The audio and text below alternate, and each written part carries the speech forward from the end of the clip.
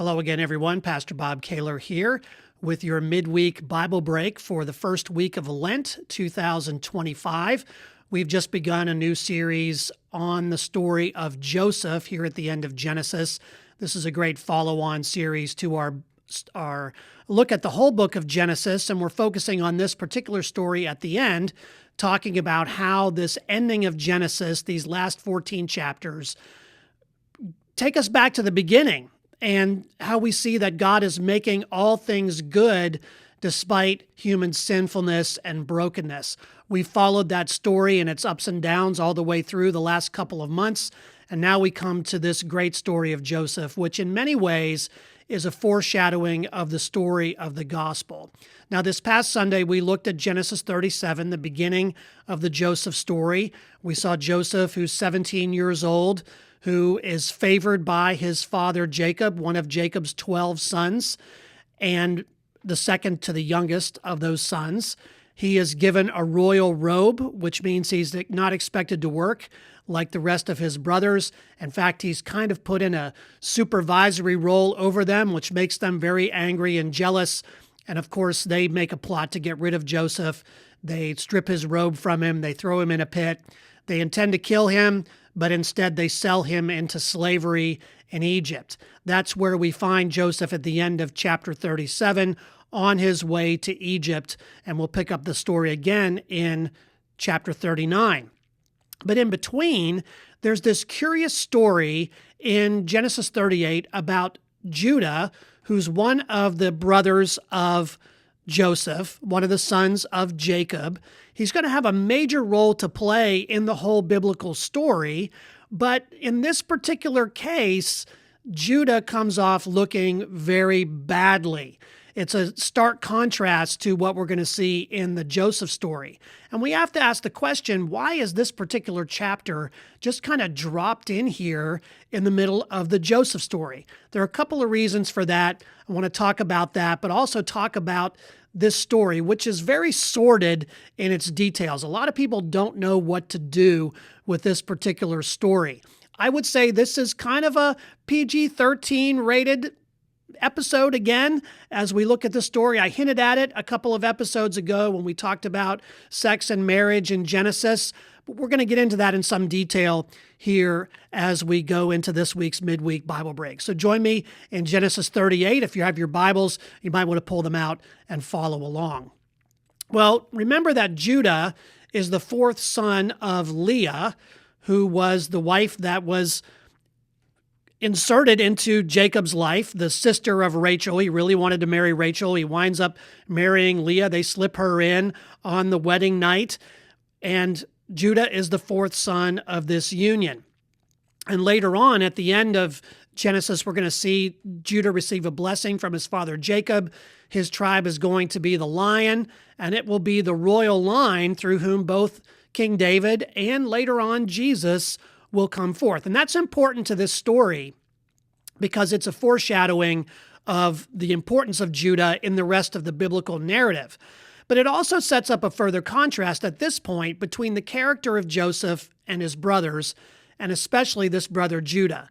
It's a side-by-side contrast almost, Genesis 37 and 38, and especially Genesis 39, where Joseph is going to avoid sexual temptation.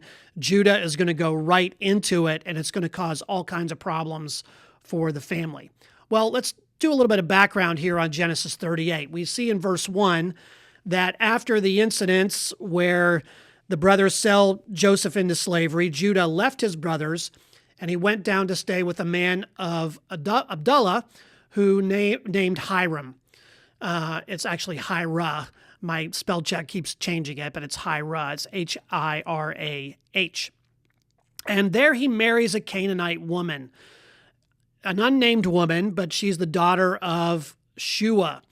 Now, that means he's married a pagan, and that highlights the way that Judah has chosen the way of both Esau and Ishmael, who we've seen earlier. Esau is going to marry a Canaanite woman. Ishmael, of course, the other son of Abraham, born to Abraham's servant, Sarah's servant, Hagar. They're going to marry pagan women as well. So Judah already out of the gate has sort of violated the tradition that you marry within the family. Remember, everyone else is going back to Haran to get a wife, not Judah. He is going to marry outside the family and outside of at this point, the God that is over this family. Now, this union is going to produce 3 sons, Onan, and Shelah. Marries Tamar, who is also a Canaanite. But is wicked in the Lord's sight, so the Lord put him to death. I wish there was more detail here on this. We don't know exactly what did, but given the fact that he is the son of Judah and the son of a Canaanite wife, probably has something to do with pagan practice, probably has something to do with his conduct. The apple doesn't fall far from the tree, as we will see. But dies. That leaves Tamar as a widow. Now, according to the customs of the day, and this was coded in Israel's history as well, it's mentioned even in the New Testament. The Sadducees come to Jesus with a question about this process of levirate marriage. Levirate marriage, it was designed to protect widows. So if a son died and who was married, it was the responsibility of a brother-in-law to provide an heir for the deceased by marrying the widow. And any children that were born to that union would be entitled to the inheritance of the deceased.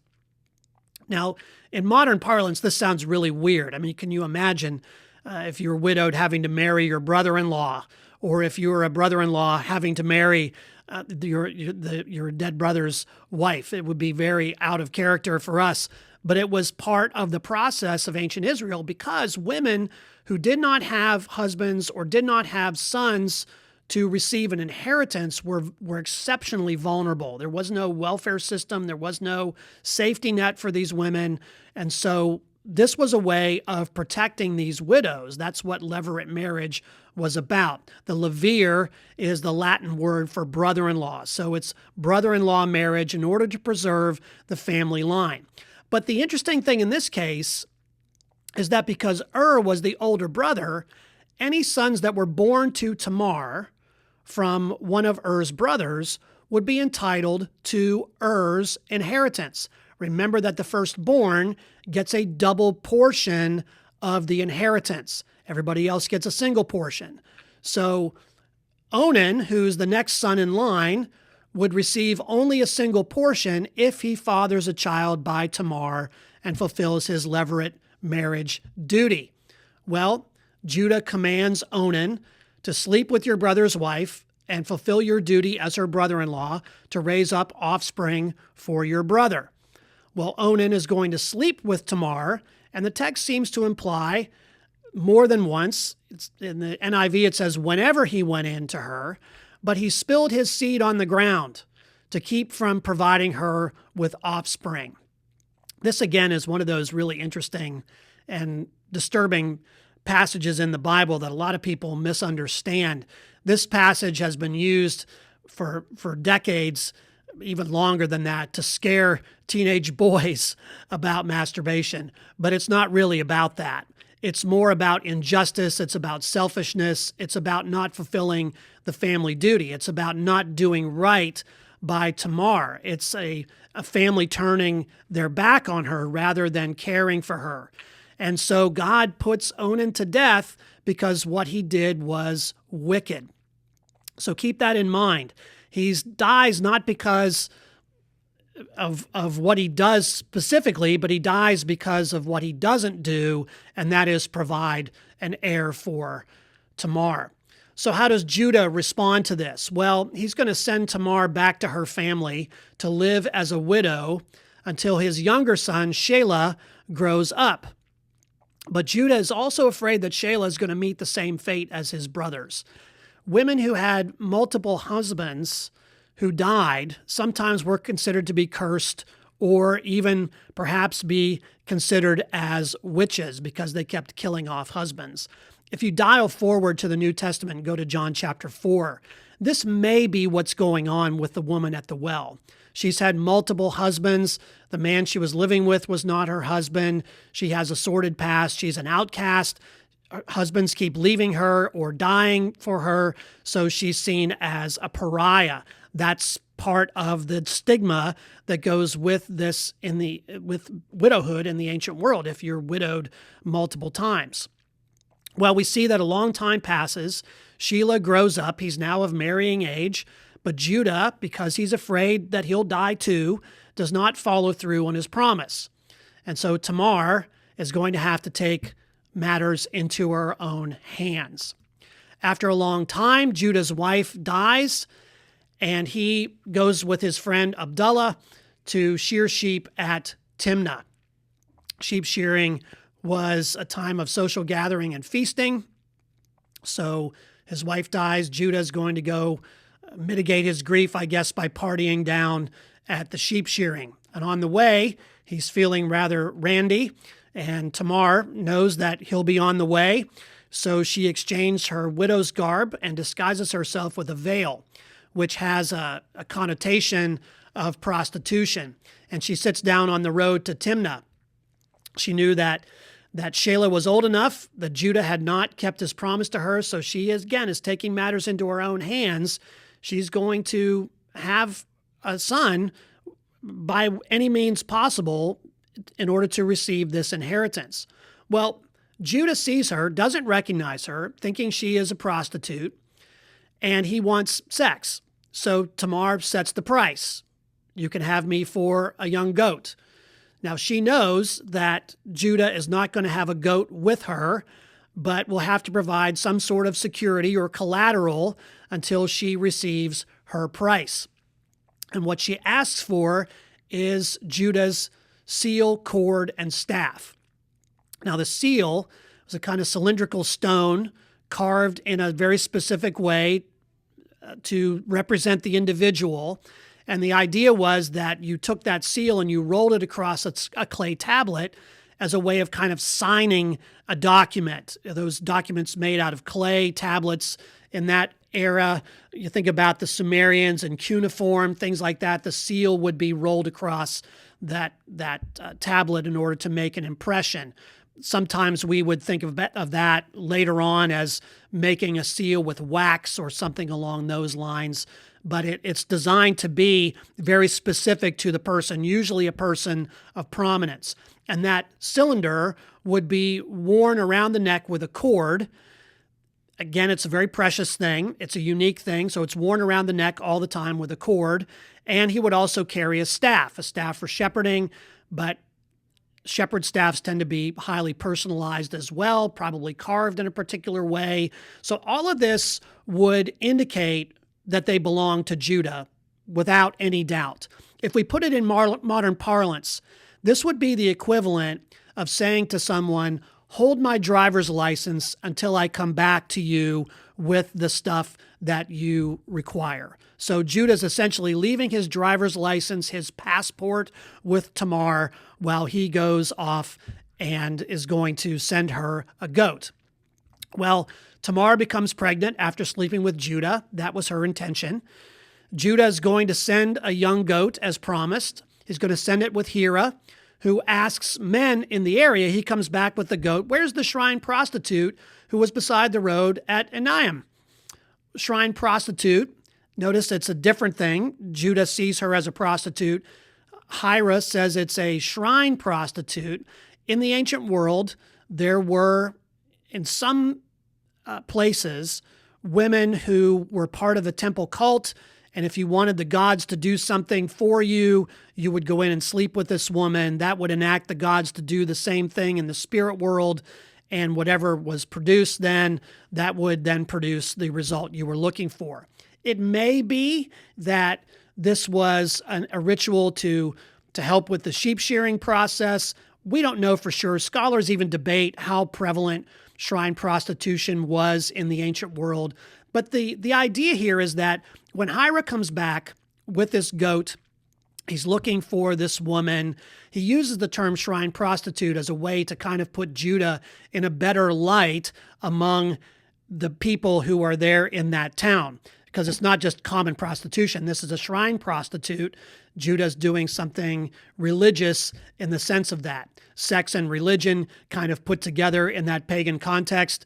We could argue that's happening in a lot of places even today. Well, the point is, they don't know of any shrine prostitute. This was a one-time thing. They don't know anything about that. So Hira goes back to Judah and says, let her keep what she has. This will make us a laughingstock. We have to let her keep what she has. Well, so she's got in her possession his driver's license and his passport and all of those identifying documents. We don't know if there was an ancient DMV, I'm kidding, where he could go get others, but it's clear that there's something missing here. Well, 3 months later, Judah is told that Tamar is pregnant, the result of her prostitution. Word gets back to him. They assume because she got pregnant, she's not married, that she's a prostitute. That's a way that things go in the ancient world. Remember, women accused of adultery. Think about John chapter 8, the woman caught in adultery. Women who aren't married are often considered to be prostitutes if they become pregnant. This was also one of the reasons why later on, Joseph in the New Testament wants to protect Mary, because her reputation would be damaged and she could be in deep danger. In fact, Judah rules that Tamar should be burned to death because she's become pregnant in this way. Joseph in the New Testament is afraid that Mary might face a similar fate. But Tamar sends him a message from where she's staying with her family. She said, I am pregnant by the man who owns these. And she sends back to him the seal, the cord, and the staff. And so Judah is busted cold. He realizes that he is the one who slept with her. He wasn't aware of it. She has taken agency, and she has gotten justice for herself and for her offspring in a way that embarrasses him. But also he says, she is more righteous than I. And that's a very interesting statement, that in this very sordid tale where there's a lot of stuff going wrong, and you can argue about Tamar's morality in the midst of this, but again, this is a story about justice. There's no kind of moral lesson in the midst of this, it doesn't seem, other than Judah's failure to do right by Tamar. Well, she has made sure that he has gotten justice. She is like the persistent widow in Jesus' understanding of prayer, who's constantly nagging to get what she needs to get justice from a judge. And that's what Tamar essentially does here. She gets justice from Judah. He's not following through. She's going to make him do so, even though he's not aware of it. She is more righteous than I, since I wouldn't give her to my son Shelah. Very interesting statement. Well, Tamar is going to bear twins. And here again, this takes us back to the story of Jacob and Esau. In some sense, the younger is going to serve the older. Now, Zerah's hand, the oldest by proxy, it seems, his hand appears from the womb first, and the midwife ties a red string around his wrist as a way to say this is going to be the firstborn. But then the hand withdraws, and the other son comes out, Perez. So who's the oldest here? Perez is considered to be the youngest, but he's actually born first. And that's what his name is going to mean. To breach, to burst forth, to break through. So here again, we have another instance of the younger superseding the older. Now, the birth of Perez is an important part of this story, which I'll talk about here in a second. But we have to ask, why is this story in here? Well, one, it's an immediate contrast between Judah and Joseph. In chapter 39, we're going to see Joseph flee from sexual temptation with Potiphar's wife, whereas Judah actually goes out looking for it. Judah has a pagan orientation. He's doing pagan kinds of things. Joseph is clearly more devoted to God. And yet, later on in the story, their royal roles will be somewhat reversed. Joseph is going to preserve the family as a royal representative there in Egypt, but it's going to be Judah through whom the royal line of Israel is going to come. So this is setting up that contrast, but it's also setting up the rest of the story. In fact, it's probably a bit of a later addition to Genesis in this narrative. As I said very early on in this series, there's a likelihood that Genesis is a compilation of things that have been assembled over time. And one of the theories about the Joseph story, or in particular Genesis 38, is that it's put here in Genesis as a way of legitimizing the lineage of King David through Perez. Here's how Perez came to be. Here's how David is connected. Tamar is also specifically mentioned in the genealogy of Jesus in Matthew chapter 1. She's one of 5 women mentioned, 4 of whom are Gentiles. And that Gentile inclusion in the story of Israel is a big part of the Gospel of Matthew. Matthew's written to a very Jewish audience, and yet Matthew at the very beginning highlights these women as saying, look, there are pagan women who have been part of this in the past, these Gentile women through whom the covenant of promise has come forward. And Tamar features prominently within that, along with Rahab, along with Bathsheba, along with Ruth, and then finally Mary, of course, who is Jewish, but these 4 women, these 4 Gentile women, become very important in the story of Jesus. But I think the overall piece of Genesis 38 that I want to highlight here is that it reinforces this theme that we're looking at in this series, and that is that God continues to work for good despite human sinfulness. No one is acting fully righteous in the midst of this story. It's a sordid tale, and yet God's good is coming from it. Tamar is going to get justice. She's going to have her family line preserved. Perez is going to be one of the fathers of a king, great-grandfather of a king. That's an important part of the story. And it's important for us to remember that God is always at work. Regardless of what human beings are doing, God is making all things good. Something good comes out of this sordid tale of Judah and Tamar, and we're going to see something good come out of the Joseph story. Remember, we left him in slavery in Egypt, but as we look at the story this week, it's going to get worse before it gets better for Joseph, and yet he never stops believing that God can make good from all of it. Well, I hope you've engaged this particular midweek Bible break for what it is, a sordid tale in the midst of the larger story of Joseph. I hope you'll take a look at Genesis 38 and also read Genesis 39 in preparation for this coming Sunday. As always, you can find all of our videos, sermons, podcast, all of that on our YouTube page. aldersgateyork.com is our website. You can find things there as well. We're really excited about this series, and I hope to see you on Sunday as we dive deeper into the Joseph story. Have a great week.